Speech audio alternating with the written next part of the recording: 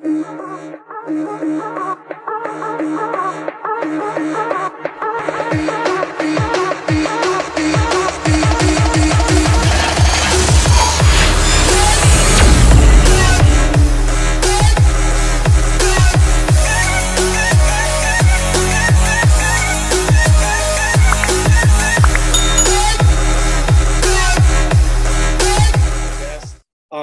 is just a great dude. I've been able to reach out to him a couple times. He's always answered his phone. He's always gotten back to me, quickly when I've reached out to him. He's taken the time to really just kind of, just give me some good advice on growing my business, what he's doing to recruit. Guys, I don't want to mess this up, Isaiah, and you can feel free to but I believe his agency did $1.3 million last month. Is that right? 1.26. 1.26, but we'll round up. So this guy, the way that I came across Isaiah is last year I decided to take the leap into running mortgage protection appointments. And I literally typed into YouTube and said, FFL mortgage protection. And Isaiah's video was the first video that popped up. And he was sitting there, and I think it was in his living room or in his bedroom or something, and sitting there for an hour booking appointments. And I literally wrote down everything that he said, and I used it. And the next day I booked like 14 appointments, and I was like, oh my God, when I meet this dude, I've got to thank him. And I believe we met at conference, and that was like the first thing out of my mouth was like, bro, I watched your mortgage protection appointment video, and thank you. So, yeah. Guys, it's a real special privilege to have Isaiah on. He's built a massive team, great dude. He's ready to pour into our agency, and so thanks for coming on, Isaiah. Yeah, dude. Of course. Thanks for having me. Yeah, you said some really good stuff there. About the multiple income streams. It's just crazy to think that you think that it's been a long time since you've been here, but if you really look at it, you've been here for a year and a half, dude. Yeah, dude. That's not that long, right? Crazy. So this opportunity, it really is just so life-changing, man. And it's a very condensed time if you work, right? Mm-hmm. Yeah. So, Paul McLean said on a video one time, he was like, this isn't a get rich quick, but this is a get rich really fast if you work. Right. That's a great line. Right. So, yeah, man, thanks for having me, dude.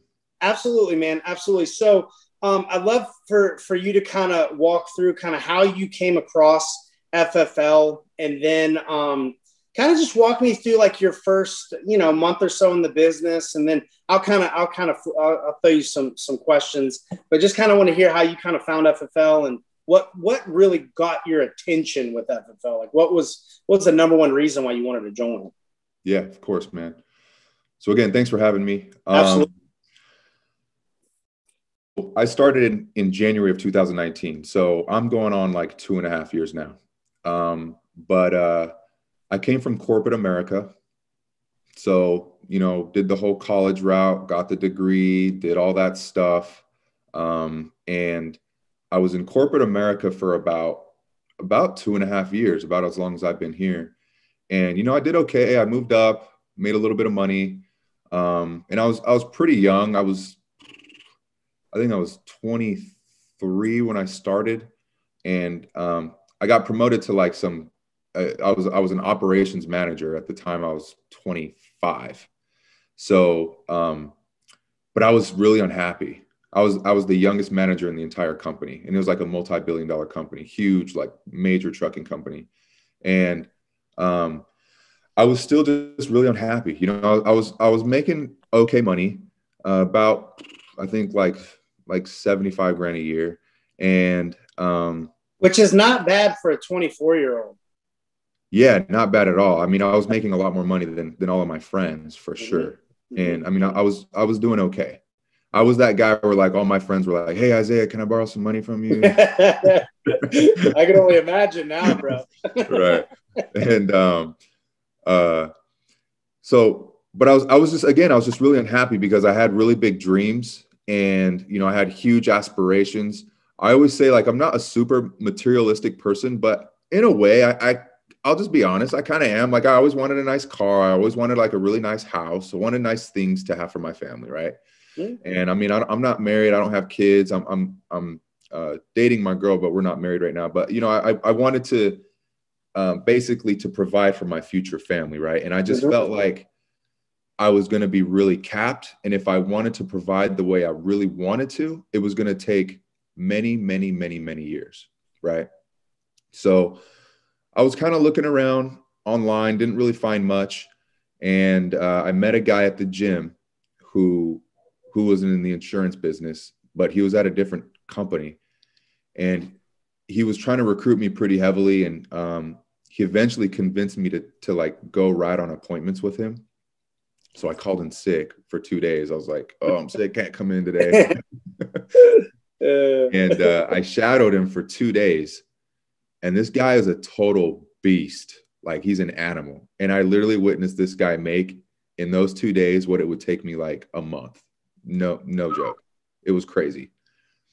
And I think he got really lucky or something, but I think he sold probably 99% of everyone we sat down with. And I was like, this is insane.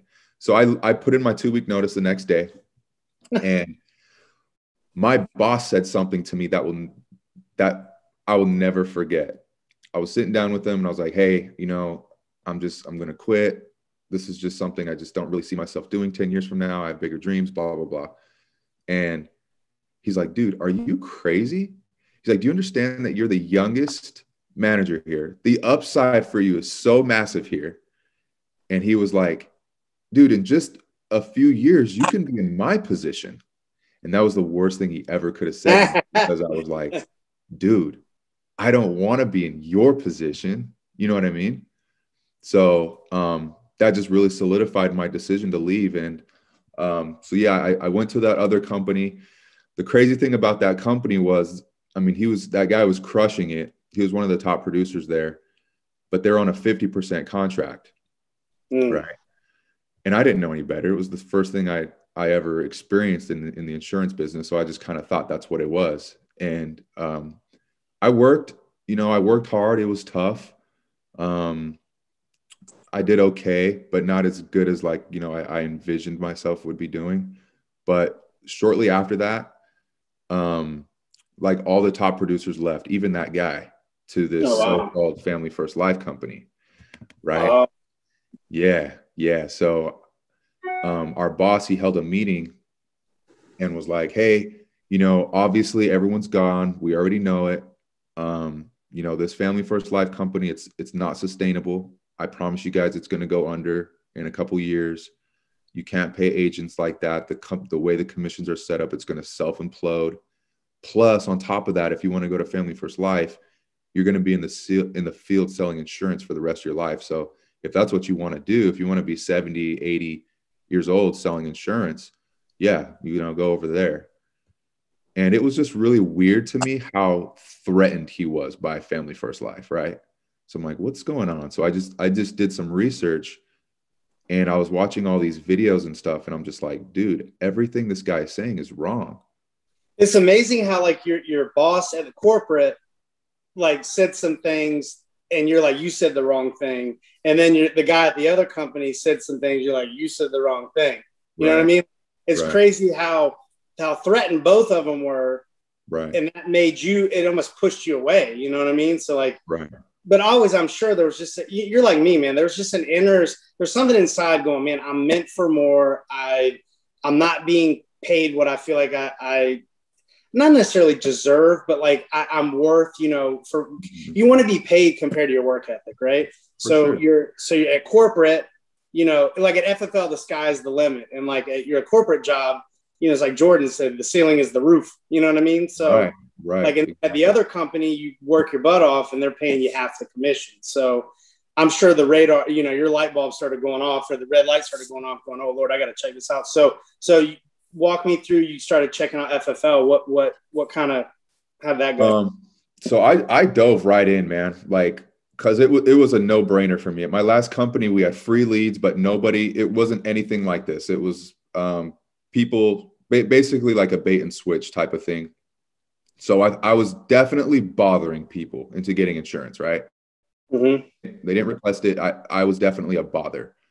And every time like I got done, with a sale at my previous company, there was something inside of me. It was kind of weird. I felt guilty almost because I felt like I almost tricked them into getting it. Gotcha. And I just didn't get that warm feeling, right? Gotcha. So when I was like, all right, I can buy leads to talk to people who actually want to talk to me about insurance, like that's a no-brainer. So the thought of buying leads for me, it wasn't that hard for me to pick up right away, even though I came from free leads, because I'm actually very thankful for my last experience there, because I was grateful to buy leads. I'm like, I can buy leads and actually people will want to talk to me. Like I'll do that all day. So if you don't mind me asking, I always like to ask this question because I get a wide variety of answers. Yeah. And I think it's interesting. What was your first lead purchase? How much was it? And I know when you started, it was a little different because like when I started, we didn't have Instance. It's primarily like Facebook leads. So what was your first purchase, if you don't mind me asking? Well, 2.5 years ago, I got $300 worth of this lead vendor, Facebook Final Expense, called Secure Agent Mentor. Yeah, that was my first purchase too. Yeah. So, well, it was crazy, dude, because I remember calling these people and I was super nervous, right? Because I was like, oh my gosh, I actually spent money, but let's just see how it goes. And I was calling and I had this script, and I read this script and it wasn't like anything like there was no like dancing with my script. I wasn't trying to kind of trick people into having me come over. It was like, hey, like I'm calling you about that final expense coverage you requested. And they're like, oh yeah. And I was like, your favorite color is blue? Yeah. And I was just like, dude, this is crazy. This is crazy. And I remember going on appointments too, and I'd knock on the door and people would answer the door and they're like, oh, you're the insurance guy, right? And I was just like, oh my gosh, yes, I'm the insurance guy. It's such a huge relief, right? To actually be there for insurance. So you did that your first, what did you write in your first week? So I'm sure like knowing what you know now, if you could go back in time, you would have bought probably 10 times as much leads, right? I think it's funny because it's very rare when you get someone that's like, yes, I did exactly what I should have done and spent a ton of money in the first week. So here's my big question. As you spent $300, what did you write your first week?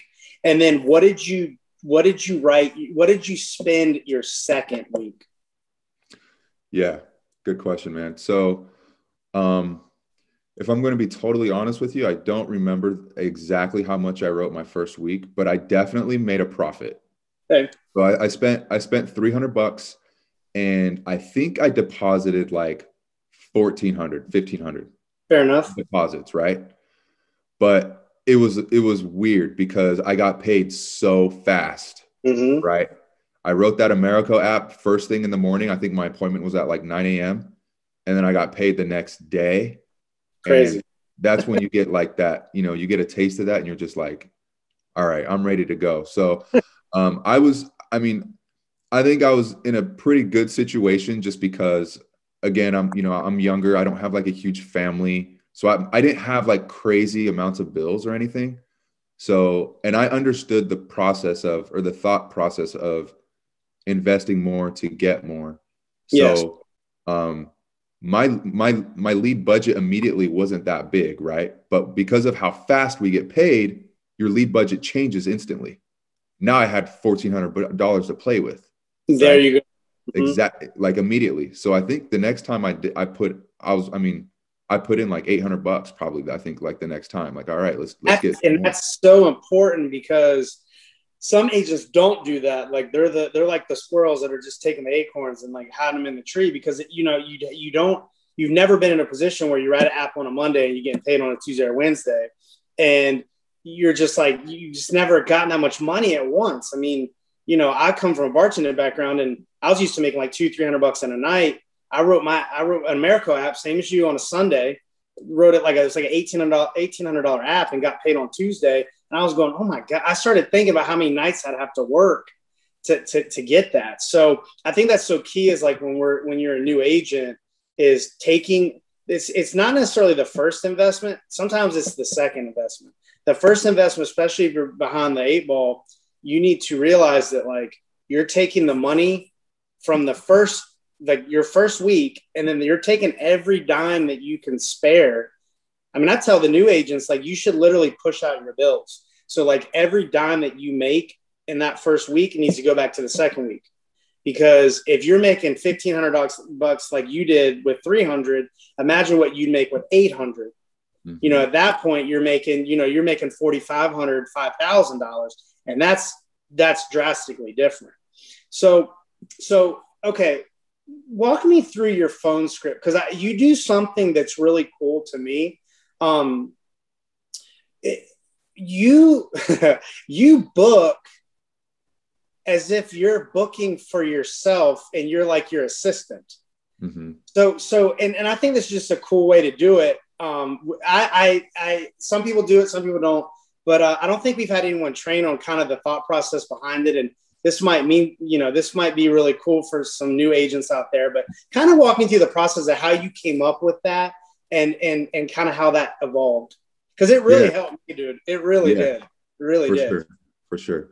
And again, you know, everyone has a different style. So this isn't like the way to do it, right? This is just something that I kind of picked up, and I was like, you know what, I like this, and it helped me. So I started dialing in the third person, like booking appointments for myself as if I was somebody else, like I worked in a call center or something. And I'll explain the psychology behind it a little bit. But the reason why I started doing it, and again, this is just me, okay? I remember one day dialing some leads, and this guy told me that he wasn't interested on the phone, okay? And then I knocked on his door like a week later, and he was like, dude, I told you I wasn't interested. Why are you at my house? And I felt really uncomfortable. Like I was like, okay, that is kind of weird, I guess, for me, right? For me. Yeah.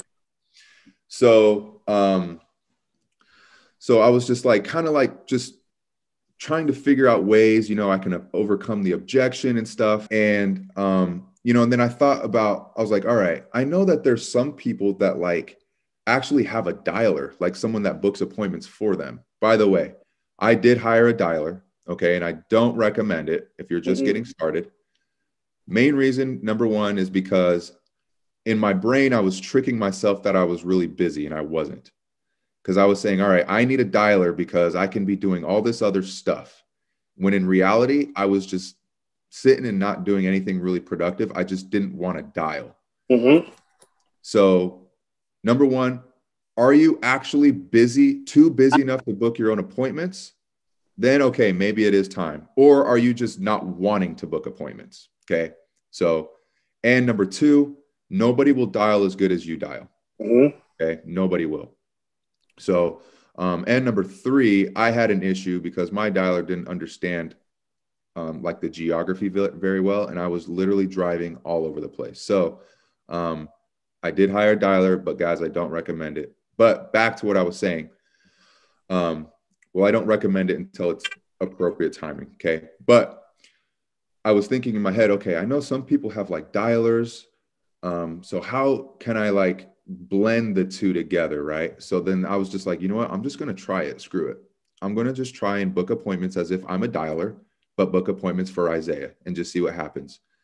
So I use my middle name. Hey, this is Jordan. That's all. Give you a call about this form you filled out online, right? And kind of went into it. And I started booking appointments. And I started to really like it because the one of the biggest things was because I could handle almost any objection that I got on the phone, because I would just divert it back to, oh, save that for the underwriter, save that for the underwriter.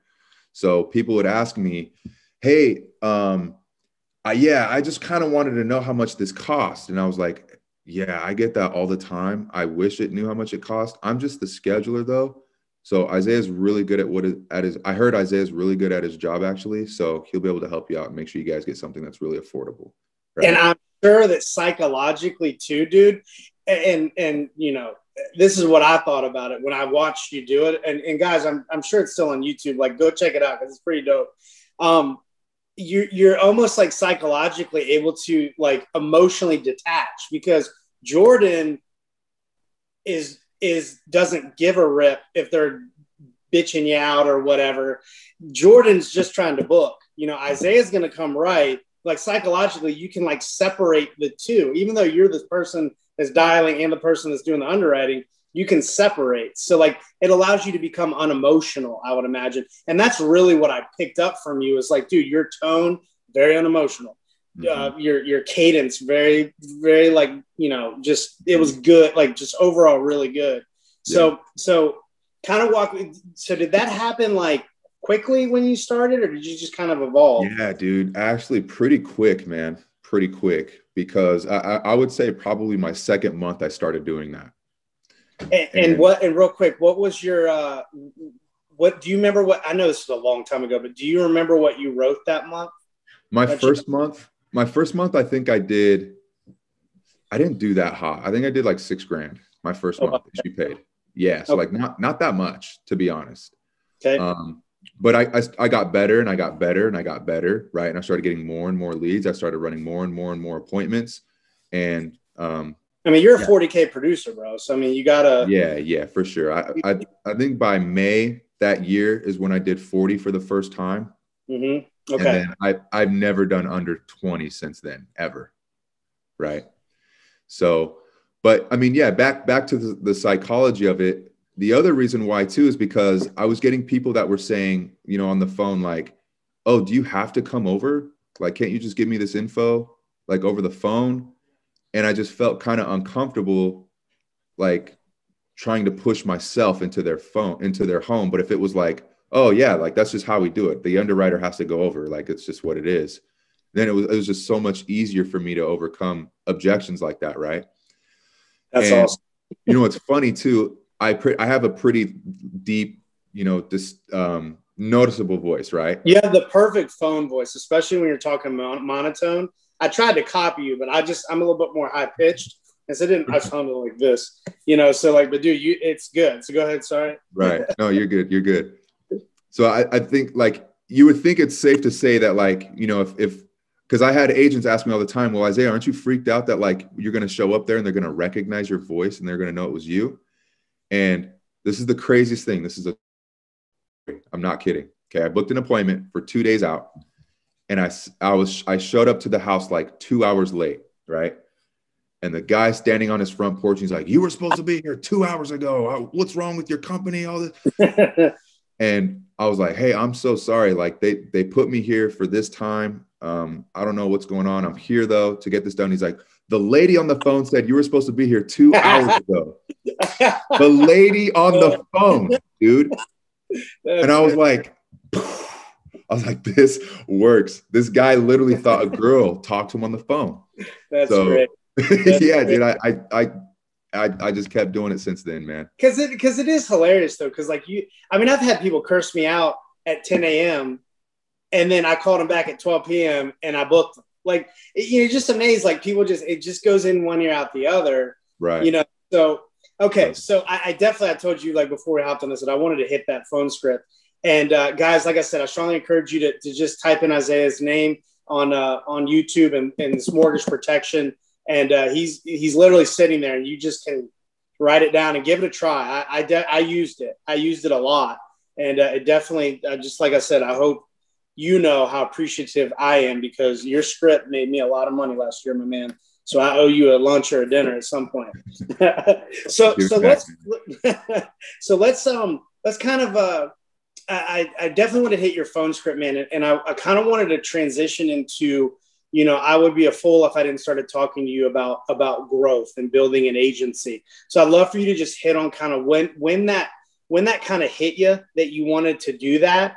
And then just kind of walk me through the journey, because I mean, like I said, we met and we've talked on the phone, you know, a bunch of times, and you know, just watching your growth from afar has been really dope. And it's It's been, very, very, it's been like encouraging to me to see someone that's, just a cool laid back dude that can be a killer in the agency side.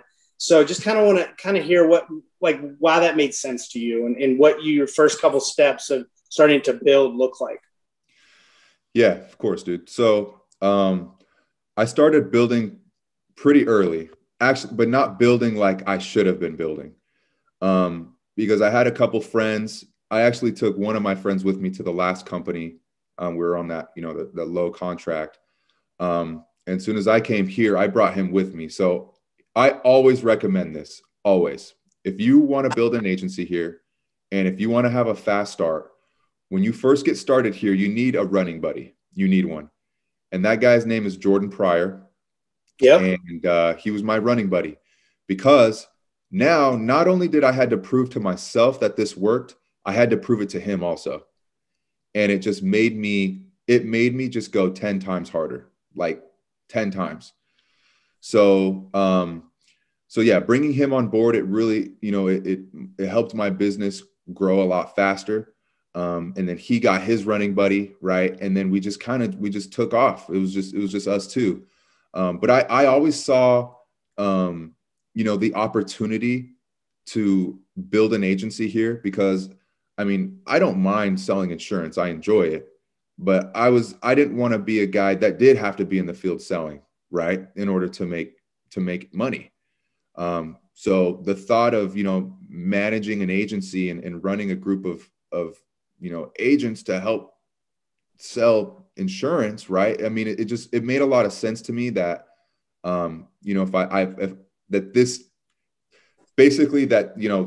that's where like the extreme money's made at, right? Mm-hmm. And I don't necessarily have to go out and put business on my own pen to do that. So, the thought of, hey, if I get sick one day, and I can still count on a team's production, to help me with my bills. I mean, it just made a lot of sense to me, right? To build a business here. So if you don't mind, let me ask you a couple questions. So when you decided, so obviously I did the same thing as you. I brought one of my good buddies over with me, and like he's been with me since pretty much I joined. When you decided to start building, and so it looks like it was kind of a slow burn, right? Like you were kind of telling people, and it kind of seems like your sales was kind of like that too. It's like you kind of slow burned it, and then all of a sudden it just hit. So when you decided to really start building, okay, like when you were like, all right, I know this works. I'm making money. I see agency managers making money. I want to start building. What are some like pillars? What are some things that you do on a daily basis to help grow your agency? Like if I said, Isaiah, what should I do on a daily basis to build my agency? What are some pillars of like, what are your core beliefs on building and where you should be spending your time? Yeah, no, that's a really good question. So, obviously, most people that get started in this business don't have a ton of cash flow, right? So that was me too. I didn't have much money. So I was trying to think of literally every single way that I can build an agency that was free, that didn't cost me anything. And the first thing that I did, obviously, I was all over my social media. Okay. But I wasn't really posting much on my social media until I started selling. So I brought Jordan on board, right? And I would say probably like maybe like fourth or fifth month, actually, like when I had that $40,000 month, it was all over my social media, right? I was talking about deposits. I was messaging people that were in sales, just in my warm market, right? Because I felt confident enough that I can prove to somebody that this works. And by the way, that's the wrong mindset to have. And I did learn that because a lot of people say, well, I can't start building an agency until I'm crushing it. And Sean Mike was on a call. I can't remember what call it was. I heard this because go ahead. I heard this. Go ahead. Yeah, but he was basically just like, how selfish of you. How selfish could you be to not want to help somebody else that could be dying for an opportunity like this? How selfish of you to not share it with them because you're not killing it. And guess what? And on the same token, how egotistical can you be to think, well, if I can't do it, no one else can do it? It's the system. It's not the person. It's the system it's the vehicle. All you got to do is drive it. So like that's a great point. That's a great point. For sure. So it's like, that I would say that probably is my number one. If I could go back and change things, I would actually start building this like an adult a lot earlier, because I was that guy that said, I'm not going to recruit anybody until I'm selling, until I'm killing it. Right.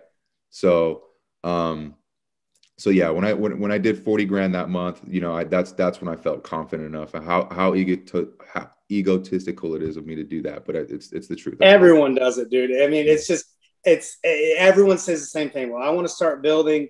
Of course, there's always going to be those outliers that are like, they see it right when they start. We've got a couple ladies on our team that started, building before they even got their license. So that, you have those people, but for the majority, most people feel that way. And I don't think it's, you just kind of got to get them out of that mindset. So as far as your conversations on like a daily, how do you position FFL when you're how do you position yourself when you're talking to a prospect, whether licensed or unlicensed? Like, how do you talk about it? What are you saying? And I'm sure that conversation has evolved just like it has with me.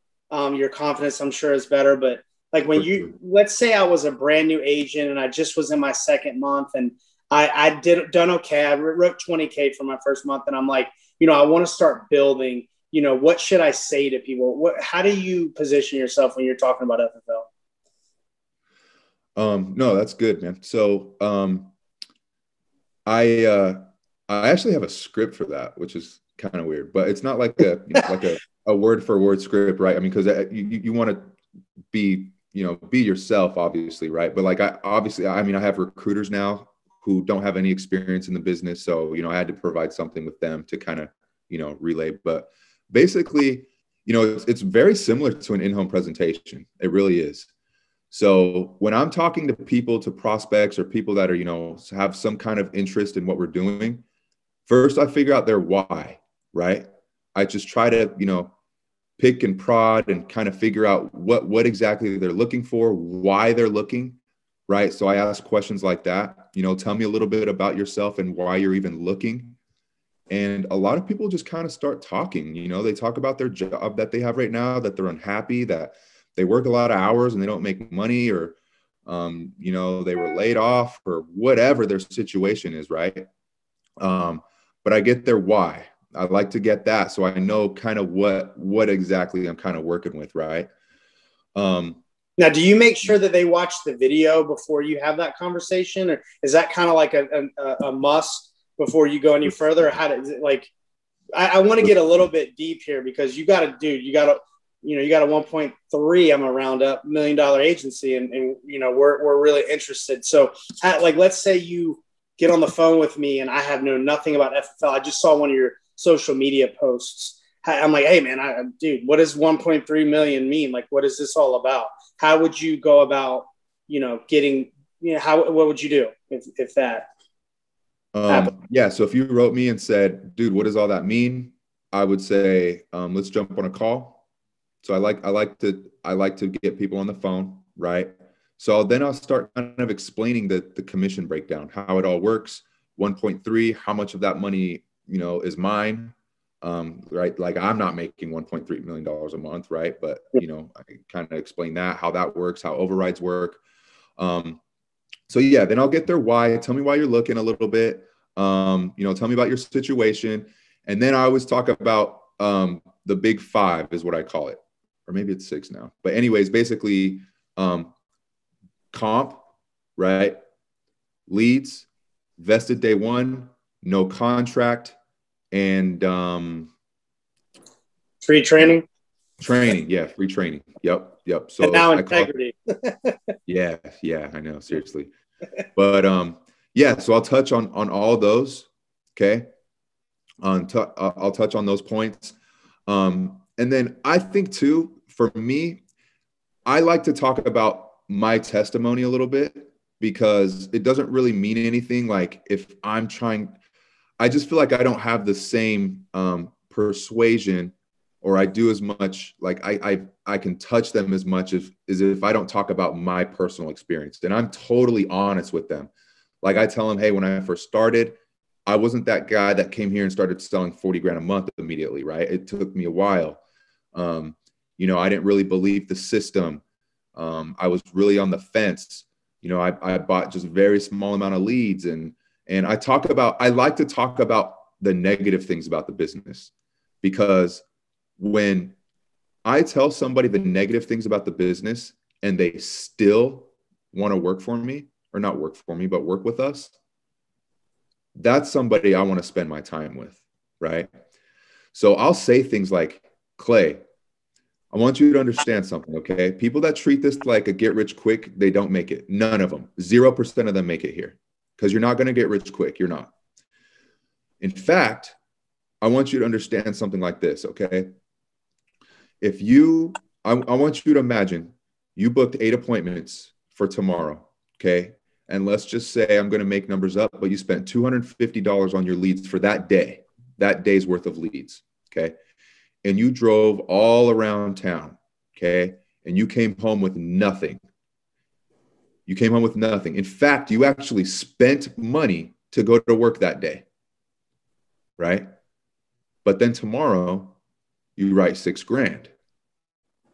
Like, you have to understand, like, that's what's going to happen. So I like to be totally upfront about that's what it looks like with people. And when people are just like, yeah, I want to do this, then it's like, all right, schedule your exam. And they schedule their exam, and then we send them study material. Now it's time. Now I'm willing to spend time with that person. So there's just a lot of people out there that, you know, are always just kind of looking for the next thing. And, you know, you talk to them and they're not that serious, but I like to filter out all the crap so I can spend my time with quality people. That's so great. The way I do that, number one, is they watch the overview video. You need to watch that. Okay. So if you watch the overview video, you still want to talk to me, awesome. I get you on the phone. We talk about everything. I try to unsell you on the job, why it's hard, why you're going to struggle, while it's going to be a huge learning curve. It's going to cost you money. You're going to go to work days and you're not going to make anything. You're going to spend money to go to work.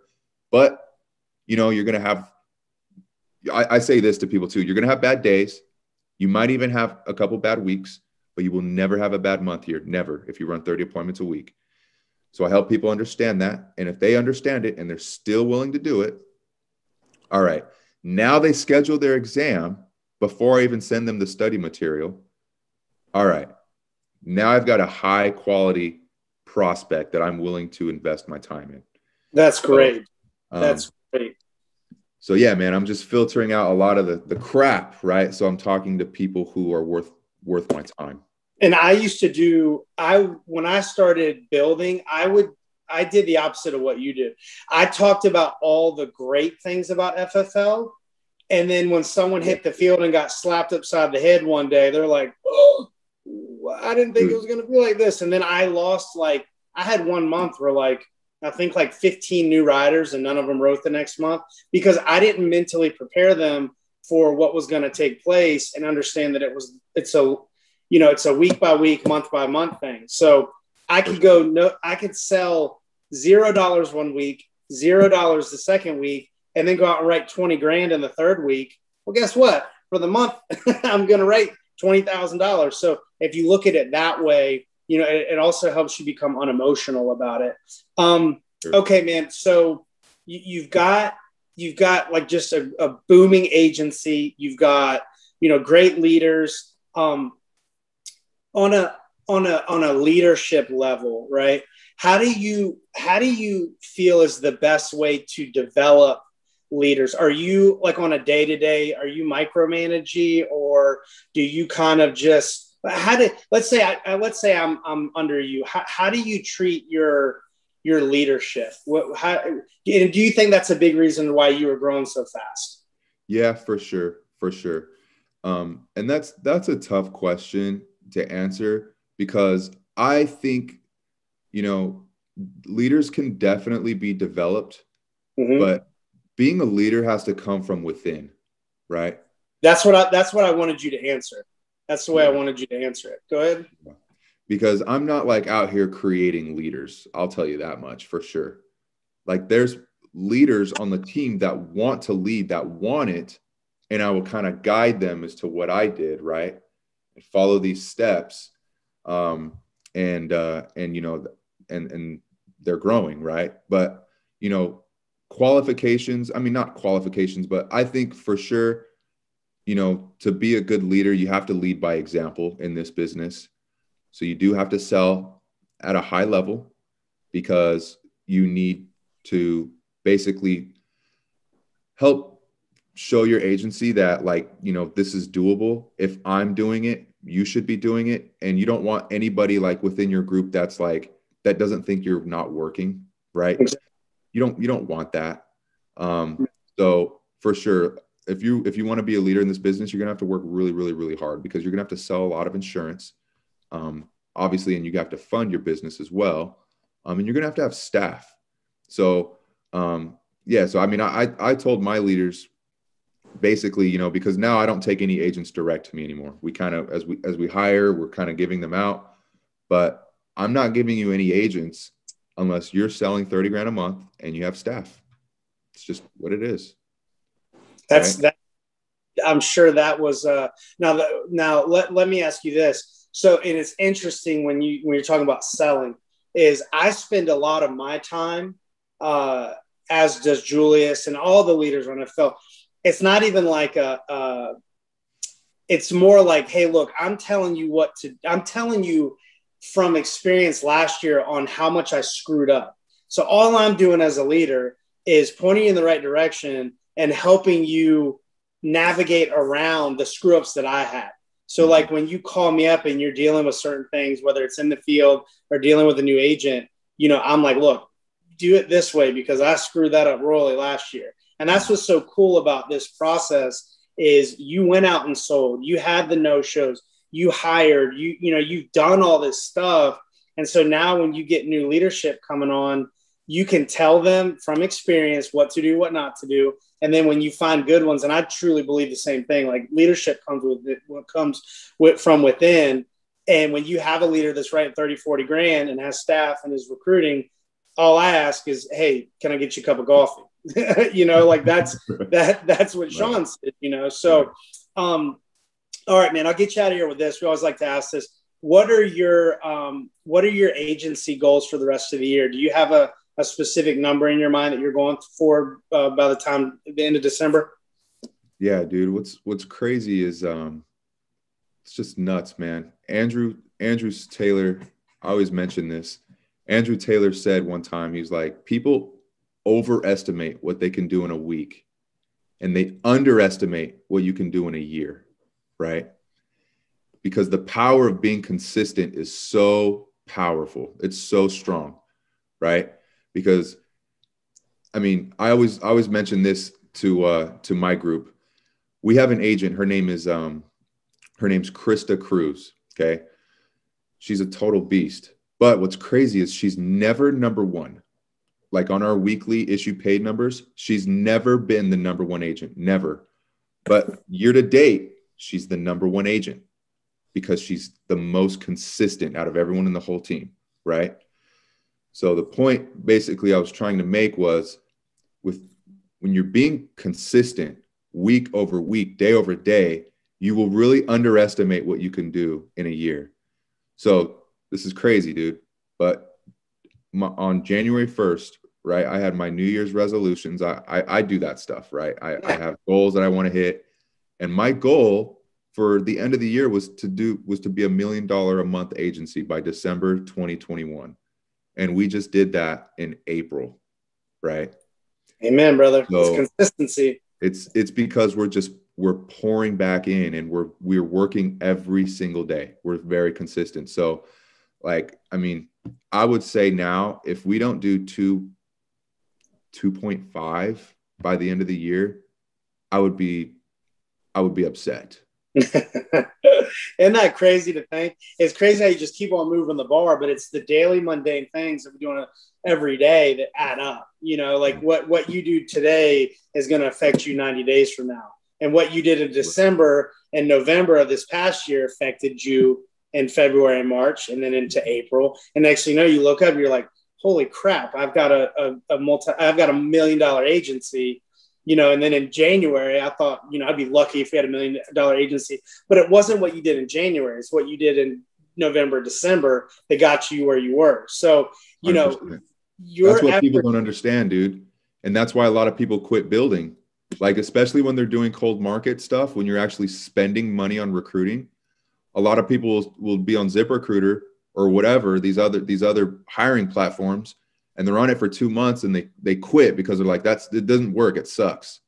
Let me tell you something. They all suck, all of them, but they all work a little bit. There you go. They all work a little bit.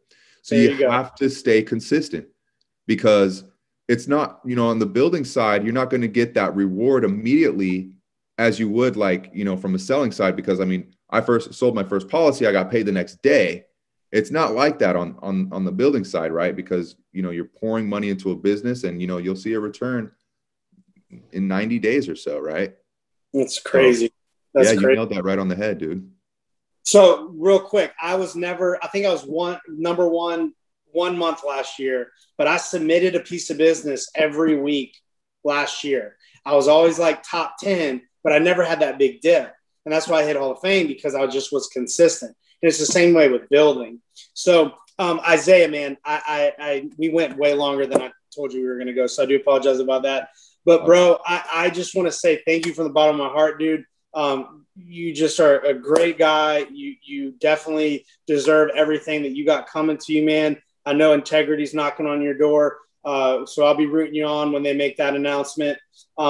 We really do appreciate you being on here, bro. And if you have any like final words, bro, you can hit us with. Love to hear them. Yeah, well, appreciate you guys. And yeah, I mean, I guess final words is just stay consistent, right? You have to stay consistent. There's going to be days. I mean, I can't even count how many days I wanted to quit, guys. I can't even count. And I would come home so pissed off, and my girlfriend was like, "What's wrong today? Like, did you have another bad day?" And you know, I can't tell you how many days of those that I had, right? But never in a million years, if you could go back, or if I could go back to 2.5 years ago and said, Isaiah, and again, guys, I'm just an average person. There's people that have done this 10 times faster than me, right? But still, it's still crazy to me to think about. If you would have told me 2.5 years ago, Isaiah, you would have, you know, a $15 million agency in 2.5 years, you know, and yearly, right? I would say you're crazy. You're drunk, right? But it's the power of just staying consistent, guys. So I'll leave it with that. Run 30 appointments a week, every week, because, you know, the biggest problem that new agents have that I see is, you know, they get a big sale, right? Or not even a big sale, but they get a sale, and mentally in your brain, you know, if you're used to making $3 to $4 grand a month, you can easily do that here in a week, easily, right? So you'll kind of like lay off the gas a little bit, because mentally, subconsciously in your brain, you're like, oh, I'm good for the month. A lot of agents do this. Now they go spend money, they go do all this stuff, they have fun, you know, they chill out for 2 weeks. And now Billy Bob that you sold the policy to calls back and says, hey, you know, I want to cancel that. Now you've got to buy leads just to get out of the hole, right? So you have to stay consistent, especially when you're new and you're getting this thing going, because you have to build that cushion. So stay consistent, run 30 appointments every week. Consistency is key, guys. He said it better than I ever could. Isaiah, I appreciate you being on, man. Thanks for hopping on and pouring into the team, especially on Memorial Day. Guys, we've got FFL Dial Team going on right now. Let's jump back on. Let's get our appointments booked up for tomorrow and Wednesday. Once again, Isaiah, appreciate you, brother. Absolutely, guys. Have a good one. We'll see you soon, guys. Bye-bye.